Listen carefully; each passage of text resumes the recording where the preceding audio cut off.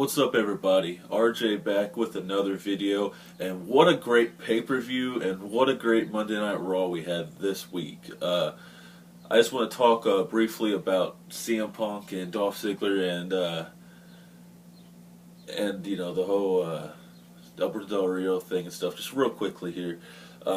First off, the pay-per-view was, in my opinion, fantastic. It really was.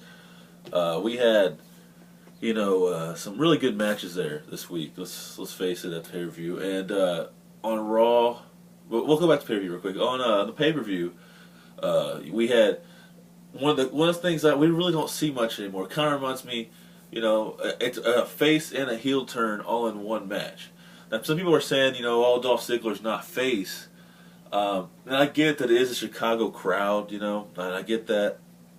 But I think that it's pretty clear, unless Ziggler comes out on Raw next week or SmackDown or whatever. I don't really read the spoilers because I like watching it, but if he comes out and trashes the fans, then clearly he's still heel. But as long as he don't come out and do that, it's pretty clear that he's turned face. Let's be honest here, guys. Come on. So let's just go ahead and just call it what it is. We'll say Ziggler is face now, and Del Rio is pretty clear that he's heel. No matter how you look at it, it's kind of a weird thing to say, but if a face capitalizes on someone's injury, it makes them turn kind of a bad guy, no matter if the other person does it to them or not. That's just how wrestling is, I guess, these days. So so Del Rio's heel. It's pretty after Raw. It's clear as day that Del Rio's heel now. But CM Punk back. What a great return. Honestly, it was a great match. This pay-per-view. He had just a great match with Jericho, and we'll get back to CM Punk in a second. But another thing I want to talk about is Randy Orton and Daniel Bryan.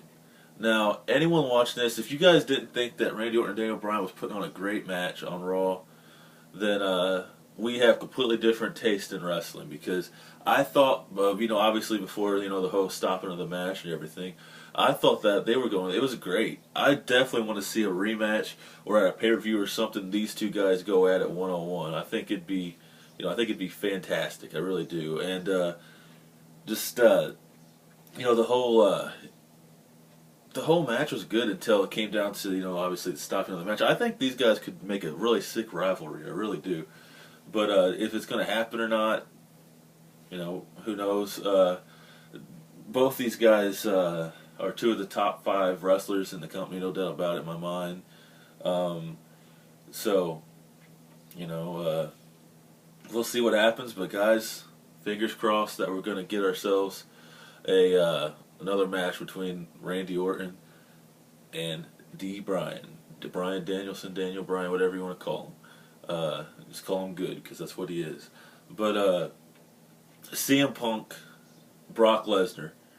I knew it was coming. I mean, you could tell from the promos earlier in the night where he says, "I don't need you out there. I'm not Brock Lesnar. I don't need help to win. I'm not, Curtis Axel. I don't need help to win." But I was super surprised that it was on Raw tonight, because I still think, and I thought before this, I still think we're going to have Lesnar versus Punk at SummerSlam. And there's always that chance of Money in the Bank now, because it was still early, and Money in the Bank's pretty far away at this point. Not pretty far, but decent ways away. But I think they're going to build it all the way to SummerSlam, because it's just such a big match, and I don't see Lesnar wrestling again until SummerSlam. Could be wrong, but in my opinion, it's going to happen at SummerSlam. I knew he was going to come out there. I figured he's going to F5 him or something, because Lesnar don't really ever talk on his own. Let's be honest. He grabbed the mic. I highly doubt he was going to say anything.